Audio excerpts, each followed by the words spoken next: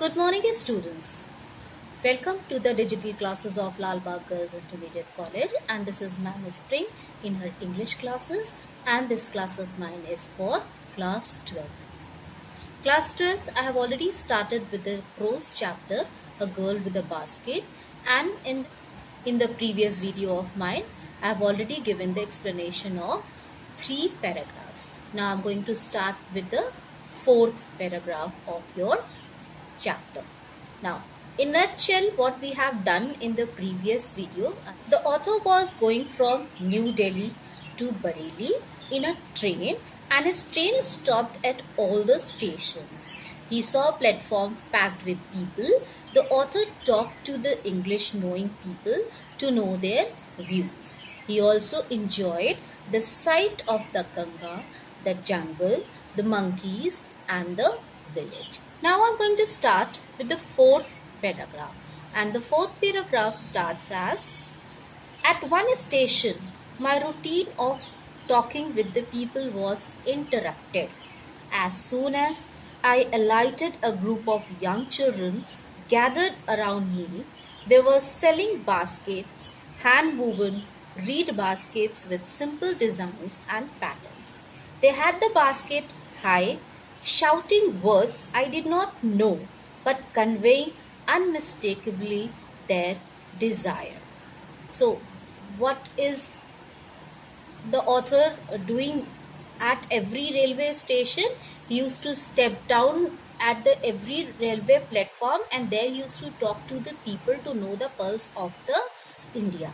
But now at this station, he could not meet people. Why? Because when the author got down at that station, he walked on the platform and he was surrounded by many children. And who were these children? These were the refugee children, and they wanted to sell their baskets. And these baskets were all hand woven, and they wanted to sell these baskets to this person who was a foreigner.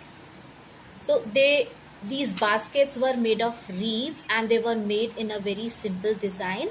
The author failed to understand that what these children are saying, because they were shouting in Hindi and the author did not know Hindi. But he could understand the desire of the children very well, that they all wanted him to purchase their basket. So this was what is given in the paragraph 4. Now let's move toward the 5th paragraph. These were refugee children.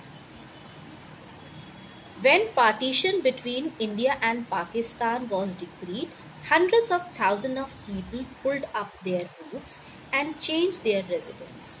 9 million people left Pakistan and came to India, driven by the fear of religious fanaticism. They were poor people to start with. They were poorer as they began their long trek, for all they could carry was a bit of food and a few belongings. Soon they were out of food. A few days after they started, they began to fall by the wayside from the weakness of hunger and died where they fell. So what is said in this paragraph? It is said, when the refugees left their homes in Pakistan, they became very poor.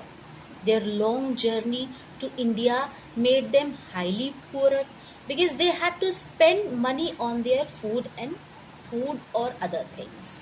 They had left all their property in Pakistan. The only property they could carry with them was some food and some very essential articles. The food did not last long. Hunger made them very weak, so many of them fell on the way and died of hunger and weakness. Here is describing, means narrating, and pitiable, you know that it's a miserable condition. So all the necessary articles which they used to carry were the food which was required for them for their journey, and some very essential articles. So This was what given in the paragraph 5. Now let's move towards the paragraph 6. The children selling baskets were sons and daughters of these refugees. They or their parents or relatives had gathered in the cities, setting up stalls, manufacturing simple articles, trying to make a living in markets already overcrowded. They lived in cloth and grass sheds that lined the streets. The peasants among these refugees had been accustomed to little all their lives for the annual income of an agricultural family does not on the average exceed $100 a year. The average unskilled laborer makes 30 cents a day or less than $2 a week. There is one meal a day, an onion, a piece of bread, a bowl of pearls with milk. Perhaps a bit of goat cheese, no tea, no coffee, no fat, no sweets, no meat. $100 a year is not $2 a week.